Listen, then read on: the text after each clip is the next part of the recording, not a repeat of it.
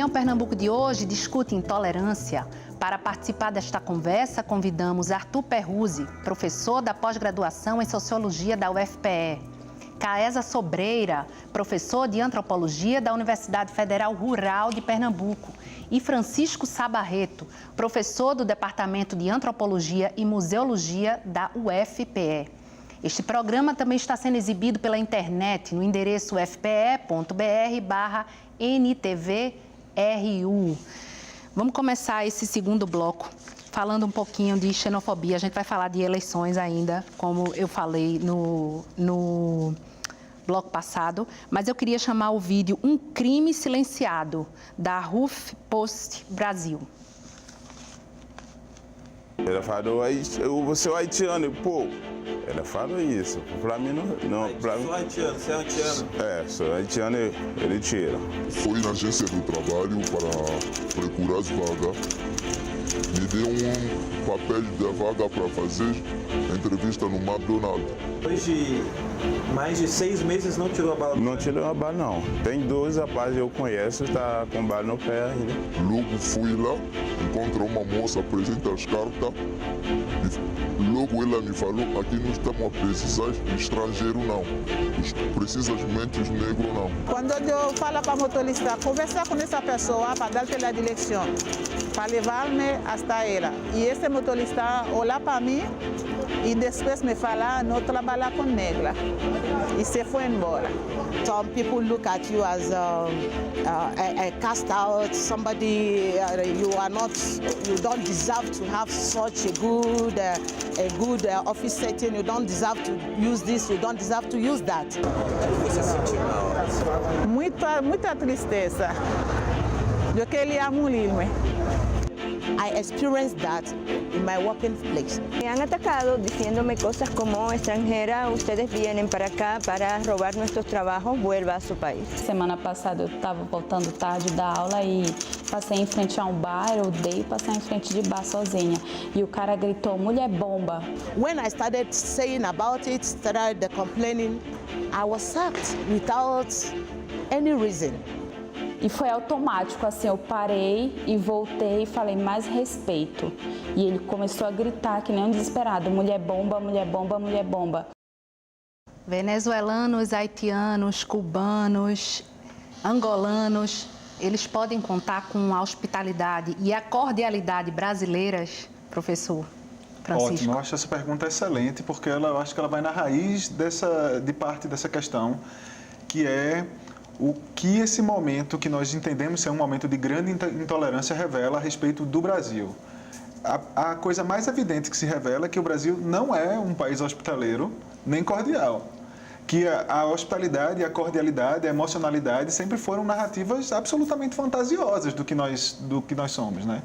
E o momento que nós estamos vivendo põe em absoluta evidência é a nossa incapacidade de lidar com essa fantasia. Nós não temos mais como lidar com essa fantasia porque está óbvio que é uma fantasia. Então, a tolerância como um valor político nesse contexto é muito pouco para o que a gente precisa e a tolerância com a qual nós nos acostumamos não é mais suficiente para lidar com as evidências da nossa própria intolerância, com as evidências do quanto nós não somos tolerantes, ou seja, do quanto nós não somos amáveis, receptivos, emocionais, na verdade, de como nós somos, como nós reproduzimos um padrão que se vê em um conjunto grande de outros países, que é um padrão de uma incapacidade total de lidar com a diferença. E essa diferença, obviamente, se manifesta com mais facilidade onde?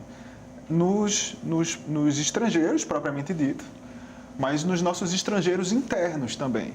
Ou seja, aqueles que estiveram sempre apartados do projeto de nação que era responsável por essa narrativa da emocionalidade, essa narrativa da cordialidade, né? E quem são esses estrangeiros internos? Esses estrangeiros internos são os outros filhos menores desse empreendimento nacional. Os negros, as mulheres, os nordestinos, os indígenas, os gays, enfim, todos os outros que não são aquele tipo que representa o tipo que escreve a narrativa da nação, a narrativa do Brasil como país cordial mesmo. Agora, professor Arthur, tem dois tipos de imigrantes, né? Os europeus, que são valorizados, que tem toda aquela coisa que vieram para cá, para o sul, né? Os italianos.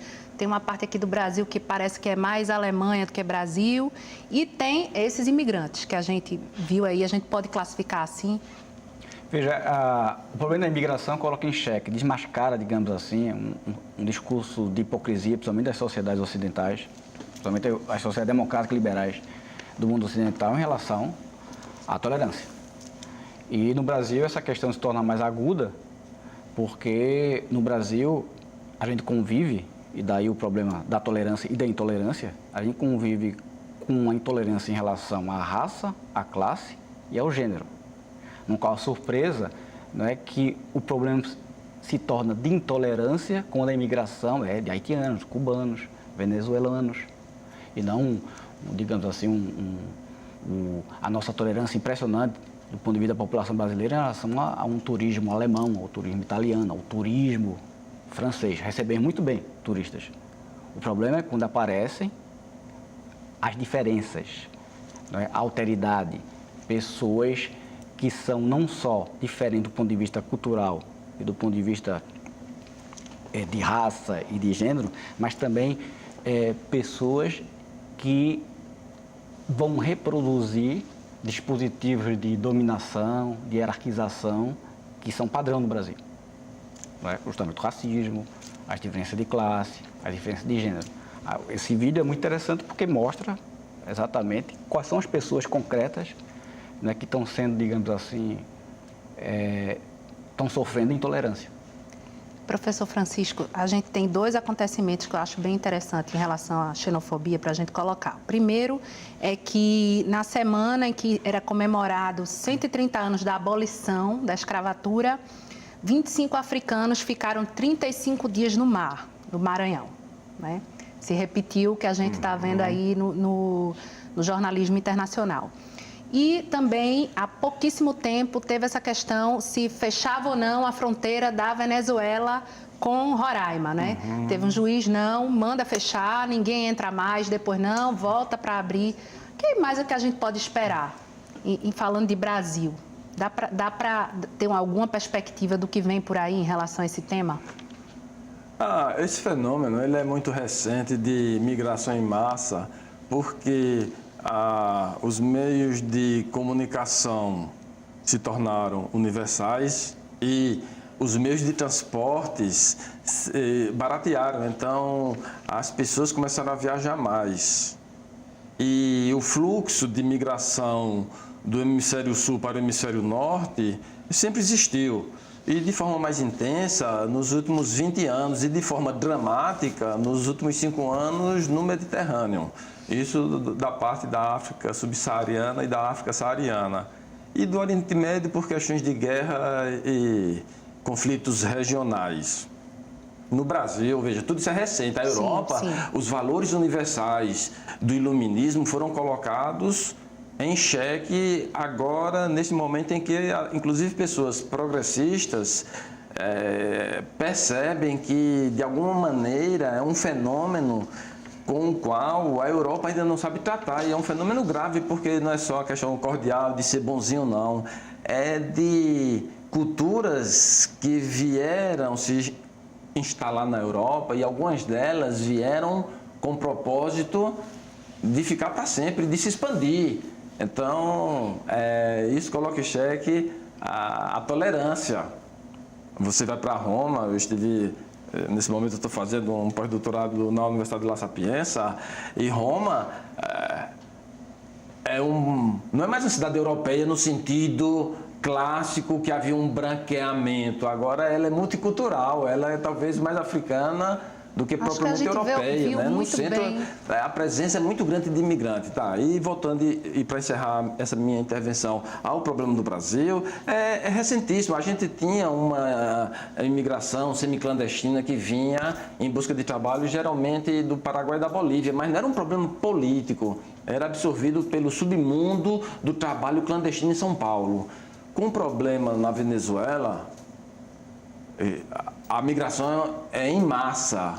E nós não temos estrutura para absorver. Entretanto, a tradição jurídica do Brasil é de dar asilo, em primeiro lugar. Em segundo lugar, eu sou daqueles que interpretam o brasileiro como uma civilização cordial, ex-corde do coração, uma civilização que foi colocada em xeque agora, em função da dramaticidade e da realidade. Então a gente tinha uma ideia, eu particularmente ainda concordo com a ideia que somos cordiais, ou pelo menos mais cordiais do que outros povos. Mesmo assim, nossa cordialidade, ou a hipocrisia da cordialidade, mas eu acredito que a cordialidade é real, ela está sendo colocada de xeque. E como isso vai se desenvolver, para encerrar a resposta à sua pergunta, nós não sabemos, porque nós estamos aprendendo no caminho que não existe. E esse caminho estamos aprendendo agora, estamos vivendo o mesmo drama da Europa. Estamos aprendendo como a Europa, a como conviver e como receber bem, o melhor possível, essas pessoas que estão em busca de asilo.